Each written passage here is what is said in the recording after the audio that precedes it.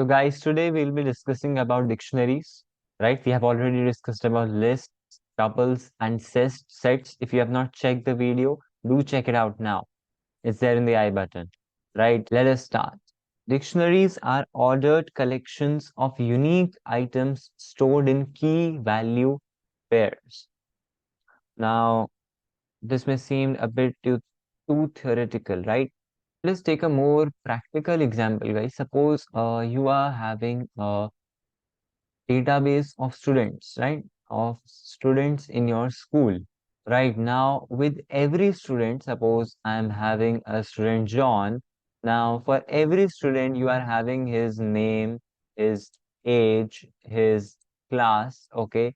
And suppose you're also having his phone number, right? Similarly, for Jack also, you are having the same four attributes, we can say the same four attributes. And similarly for Jack, okay, similarly for Suzanne, similarly for Alice, right? Similarly for Ram. So many students are there and they are having these four values. Now each value, like if you are having a student named Jack, he is having his particular name. Okay, let us not take name. His age, say it is 18, his class, that is 12, right? He'll be having some phone number also, right? So with each student, you can see there is some value attached, right? Okay, let us take the example of, we can say we are having the prices of fruits, right? We are having some fruits like oranges, apples, bananas, right? And also their price. What is the current price? 56 per kg. I don't know the price, right? So oranges cost 56 rupees per kg, apples cost 34, bananas cost 23, right? Now, with each key, with each fruit, you can say orange, there is a price associated, right? With oranges, there is a price 56.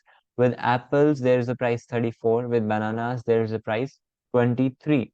So we can see a combination of fruit price, student, his age. So there are key value pair. We can say oranges, apples, and bananas are the keys, and the values are 56, 34, 23. Like we can say with orange, the value associated is 56. With apples, the value associated is 34. With bananas, the value associated is 23, so on and so forth, right?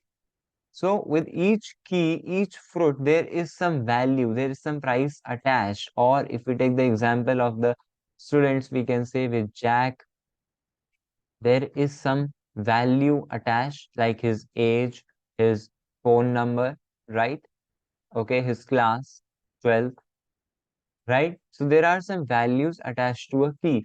This is where we use dictionaries. If you see a dictionary also, like the English dictionary or any dictionary, there is a word and there is the meaning. So the word is basically the key and the meaning is the value. So now, dictionaries are ordered collections of unique items stored in key value pairs. So each and every item in the dictionary would be a key value pair, right? Like orange 56. This will be an item of the dictionary. I will tell you how we create a dictionary. Apples 34 will be a item. Bananas 23 will be an item of the dictionary. Up till now, we had seen lists, tuples, sets. They were having items like this. 12, 23, 3 are particular items of the list. But in a dictionary, you will have a key and a value, which will make an item, right? And the items will be unique, right? Now let us see some properties of these dictionaries. Dictionaries are ordered, which means that the items have a defined order and that order will not change, like in lists, like in tuples, unlike sets, right? Unique. The keys in dictionaries should be unique, right? Oranges cannot have price 56 and 28 at the same time, right? A word in this dictionary will not have two meanings simultaneously, right? in this dictionary, Python dictionary, right? That is what it means. If we store any value with a key that already exists, then the most recent value will replace the old value, right? Even if you do it, if you take a key 2 times, 3 times, then the recent value, right? The most recent value that you will give, it will replace the old value. That is, it will be taken into account, right? Now, keys must be of immutable type. This you have to remember, right? Keys cannot be of mutable type, okay? And dictionaries are themselves mutable. That is, we can change the items, okay? Without changing the ID of the dictionary. Now, let us create a dictionary of these fruits only. Okay, so suppose I write here fruits, and now if you have to create a dictionary, you will simply give the curly brackets like we give in sets, but now I'll write here orange, okay? First comes the key and then the value, that is 56, right? And similarly, I'm having apple, we are having the value 34, banana, we are having the value 23, right? Okay. And now I just print it, so I get the values, the items, right? The syntax is, let me just write down the syntax. First, we give the key and then the value. Simple, easy. Okay, suppose I want to create a students database, so I can write students, and now I write here Jack. First, I'm giving Jack's age 12.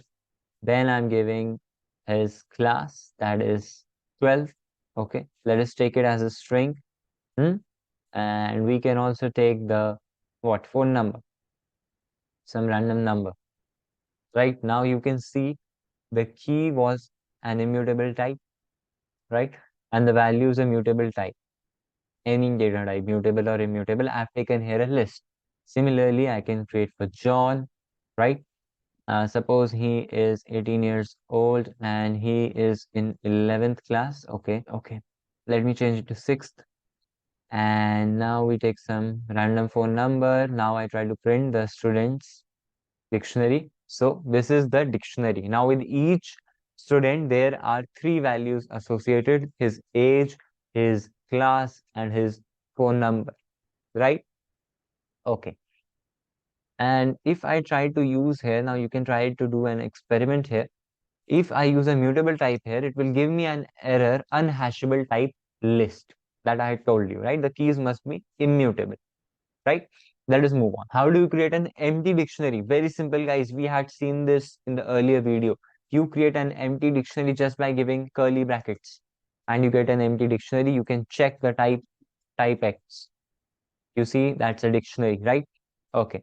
Now, how do you access items in a dictionary? Very simple. You just give the key of the item that you want to access, right? I am having a dictionary of countries. Let us say countries. Okay. Countries: India, New Delhi, US, Washington, the country and the capital. And now I want to access US. So I'll write countries and then US. Washington. Okay. Let us see if we can use here indexing, right? You need to check it. You need to play with it. So it's giving me key error. So indexing is not possible here. You will do indexing with the keys. Okay. Now, if you want to get all the keys in your dictionary, if you want to get all the values of your dictionary, if you want to get all the items of your dictionary, you can use these methods like dot keys, dot values, and dot items. I will just write here countries. Okay. Let me write it here also. See, I'm getting this India, US. These are the keys of my country. Okay, let me print it countries. Hmm? These are the keys, these are the values, and these are the items. Items. India, New Delhi is a single item. US, Washington is a single item. Please remember, a single item is made up of a key value pair. Okay. Now see, this is coming as a dict keys data type. If you check the type here, okay, let me check it. Type. It's a class dict keys. Not a very useful data type. We can change it to a list. That would be better, right? Similarly, you can do the changes here also, because these data types, dict values, dict items are not much useful, right? Okay. Right. Similarly, you will get a dictionary, and that would be far better. Okay. Because you can do many operations then. Adding new items to a dictionary. Okay. Let me first print my dictionary. That is countries. If you want to assign a new value, you just give the key, right? Square brackets, like I'm writing here countries, and then you give the key in the square brackets and then the value equal to value. So Pakistan will get the value Islamabad, right? Earlier we were having this, and I just added a new item.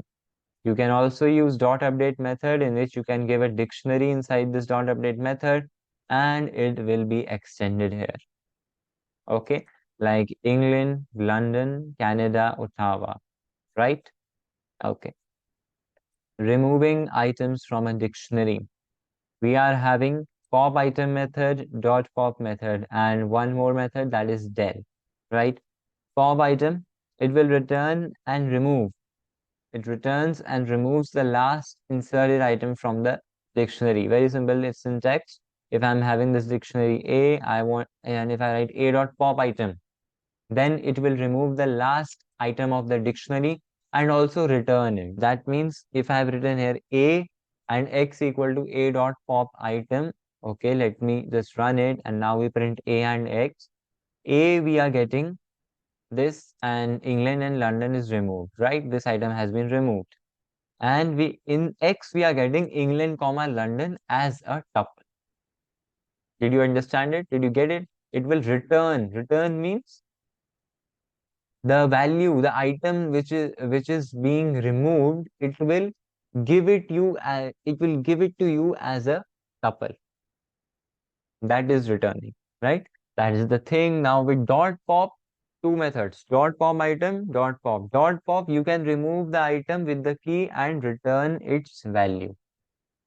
Here you can specify which item you want to remove by giving its key, and it will remove it and give its value. I can store it. Like you can see, I'm getting A dot pop US Washington. Washington is the value associated with US. You can also print Y. You will get the same thing. Okay, play with it, please. Now you can also use del. Del will delete. Like if I'm written here del A Pakistan, so that item Pakistan will be removed. Like this is the dictionary. So this item Pakistan, Islamabad will be removed, and you'll get India, New Delhi. Okay. Had I written del A,